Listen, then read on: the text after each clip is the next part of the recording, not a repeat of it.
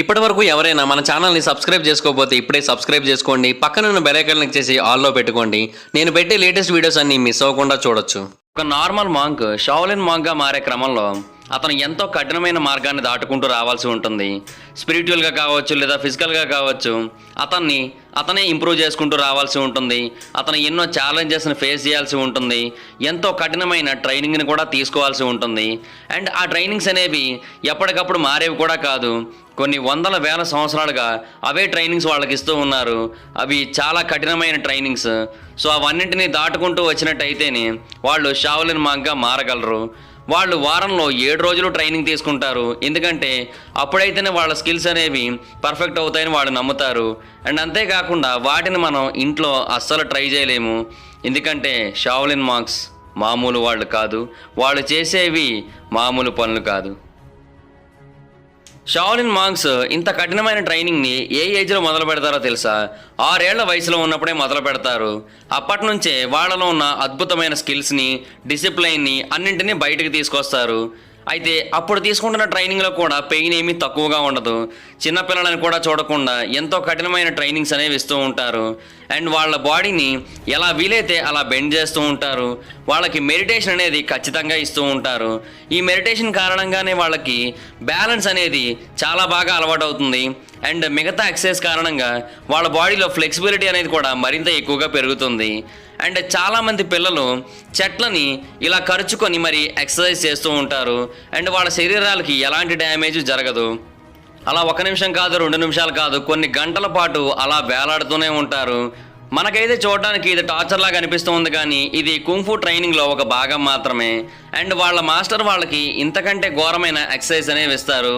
And ఇప్పుడు మాస్టర్గా ఉన్న వాళ్ళు కూడా ఒకప్పుడు ఈ కఠినమైన ఎక్సర్సైజ్ అన్నింటినీ చేసి వచ్చిన వాళ్ళే. బాక్సింగ్ చేసేటప్పుడు పెద్ద ఇసుక బస్తా వంటిదాన్ని మనం చేత్తో కొడతామన్న విషయం మనకు అందరికీ తెలిసిందే కదా. కానీ కుంఫులో ఏకంగా తలతో కొడుతూ ఉంటారు. మనం ఇంట్లో ఇలాంటివి అస్సలు ట్రై చేయకూడదు. ఎందుకంటే ఇవి మన జీవితానికి చాలా తీవ్రమైన డ్యామేజ్ని కలిగిస్తాయి. అండ్ కుంఫు మాస్టర్స్ నిజ జీవితంలో వీళ్ళకి ఎదురయ్యే రిస్క్లను తగ్గించడం కోసం వీళ్ళ బాడీకి అత్యంత కఠినమైన శిక్షణలు ఇస్తూ ఉంటారు. అందులో భాగంగా వాళ్ళ మెడని గట్టిగా ఉన్న ఒక స్టిక్ వేసి కొడుతూ ఉంటారు. అండ్ అది కొన్ని సంవత్సరాల పాటు కంటిన్యూ అవుతూ ఉంటుంది. యాక్చువల్గా మన మెడ అనేది మన శరీరంలో ఉన్న అత్యంత సున్నితమైన పార్ట్స్లో ఒకటి. కానీ షావలిన్ మాంక్స్ మాత్రం వాళ్ళ మెడని అలా చెక్కగేసి కొడుతూ రోజుకి మినిమం అరగంట నుంచి గంట సేపు వరకు కొడుతూ అలా 10 ఏళ్ల పాటు ప్రాక్టీస్ చేస్తారు. అండ్ ఎంత పెయిన్ వచ్చినా సరే దాన్ని పట్టించుకోరు. వాళ్ళ మెడని దృఢంగా మార్చుకుంటారు. యాక్చువల్గా షావలిన్ మాంక్స్ అంటే కేవలం ఆర్మ్స్ని మరియు లెగ్స్ని గట్టిగా మార్చుకోవడం మాత్రమే కాదు, బాడీ మొత్తాన్ని కూడా దృఢంగా మార్చుకుంటారు. దానిలో భాగంగా ఎంత పెయిన్ అనేది ఎదురైనప్పటికీ కూడా వాళ్ళు అసలు పట్టించుకోరు. అలా మెడని చాలా స్ట్రాంగ్గా మార్చుకున్న తర్వాత కొంతమంది మాంక్స్ అయితే ఈవెన్ అందరికీ డెమోన్స్ట్రేట్ చేస్తూ ఉంటారు కూడా, ఒక భారీ కర్రతో వాళ్ళ మెడ మీద కొట్టించుకొని. కొంతమంది అయితే ఈవెన్ ఆ కర్రని విరగొట్టేస్తూ ఉంటారు కూడా మెడతో. సో అంత స్ట్రాంగ్గా తయారవుతుంటాయి వాళ్ళ మెడలు అనేవి. అయితే ఇందాక నేను చెప్పినట్టుగా వాళ్ళ శరీరాన్ని దృఢంగా మార్చే క్రమంలో వాళ్ళు కేవలం ఎక్సర్సైజ్ మాత్రమే కాకుండా మెడిటేషన్ కూడా చేస్తూ ఉంటారు. ఇది కూడా వాళ్ళ యొక్క జీవితంలో అత్యంత ముఖ్యమైన భాగాన్ని పోషిస్తుంది. ఎందుకంటే మెడిటేషన్ అనేది ఎవరైనా ఒక మాంక్కి ఫిజికల్ ఎక్సర్సైజ్ నుంచి ఒక బ్రేక్ వంటిదిగా చెప్పుకోవచ్చు.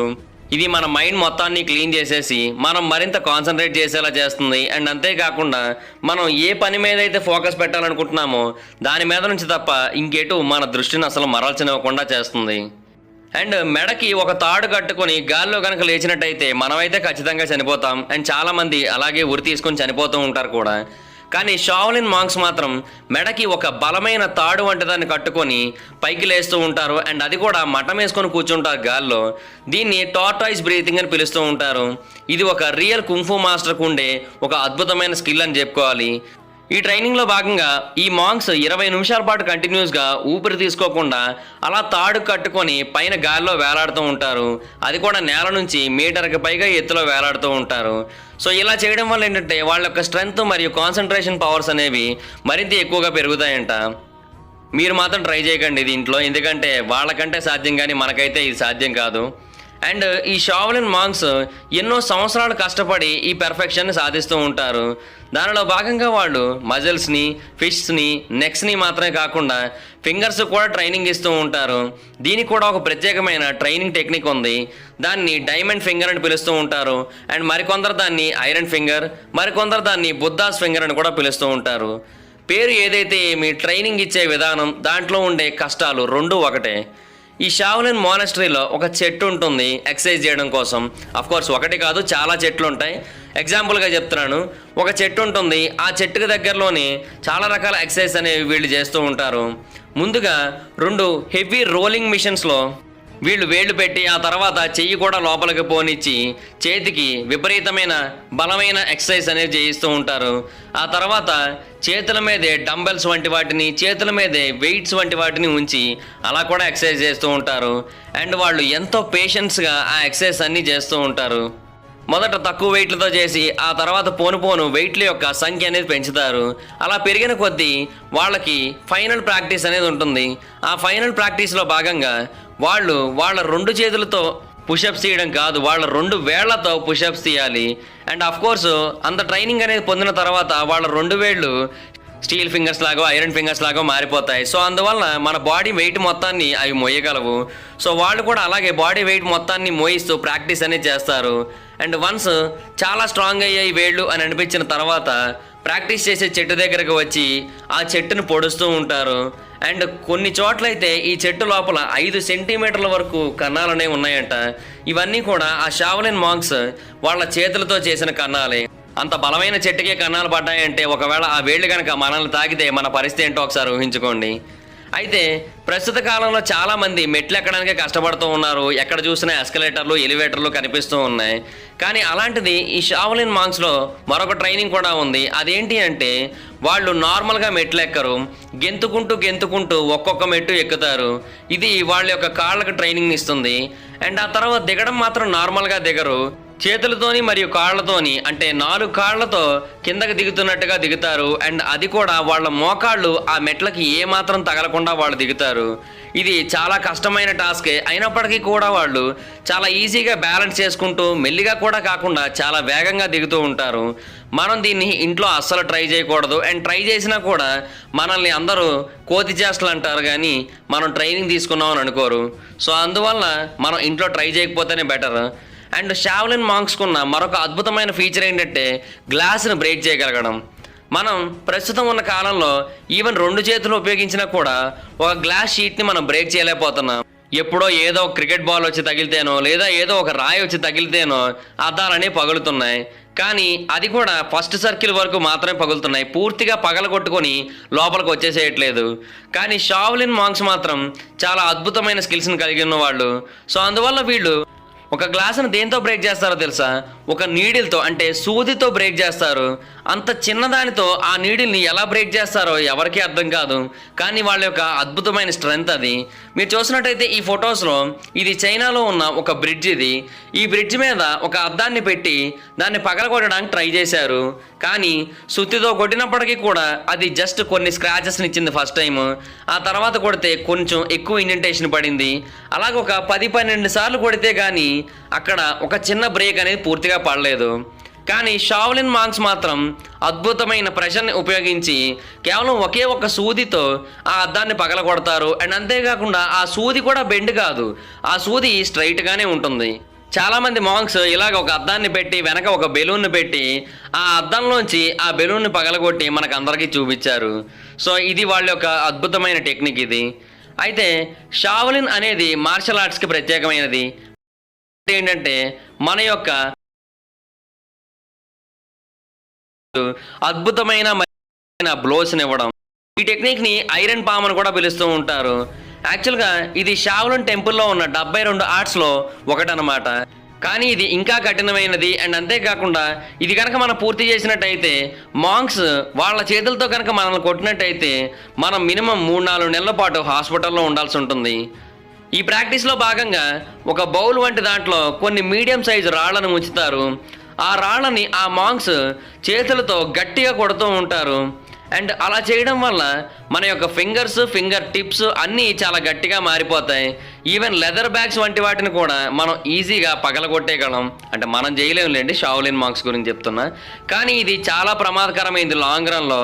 ఎందుకంటే కంటిన్యూస్గా స్టోన్స్ని అలా కొడుతూ ఉండడం వల్ల మనకి ఆర్థరైటిస్ అన్న రావచ్చు, లేదా నెర్వ్ డ్యామేజ్ కారణంగా మన చేతుల్లో ఉండే సెన్సిటివిటీ అనేది కూడా పూర్తిగా పోవచ్చు. సో అందుకని చాలామంది మాంక్స్ ఈ ఐరన్ పామ్ని కంటిన్యూస్గా ప్రాక్టీస్ చేయరు, కొన్నాళ్ళు చేసి ఆ తర్వాత వదిలేస్తూ ఉంటారు. ఎన్నో రకాల షావ్లిన్ ఎక్సర్సైజ్ అనేవి చాలా వింతగా కనిపిస్తూ ఉంటాయి. అలాంటి వాటిలో ఈ ఐరన్ షర్ట్ ఎక్సర్సైజ్ కూడా ఒకటి. దీనికి సంబంధించి ఇంటర్నెట్లో చాలా వీడియోస్ ఉన్నాయి. ఆ వీడియోస్లో ఒక షావ్లిన్ మాంక్ పదునుగా ఉన్న స్పియర్స్ మీద పడుకొని ఉంటాడు. కానీ ఆ స్పియర్స్ అతని లోపలికి వెళ్ళవు, అండ్ ఆ స్పియర్స్ కూడా బెండు కావు.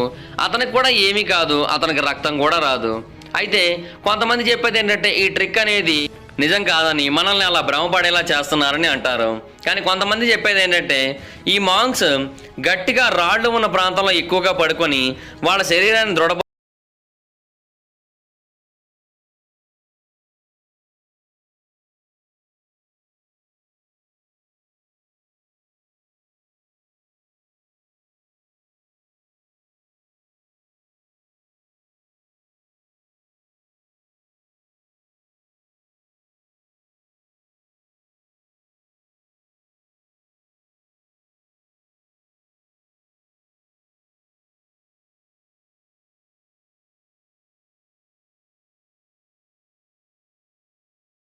ఏమీ కానట్టు పనిచే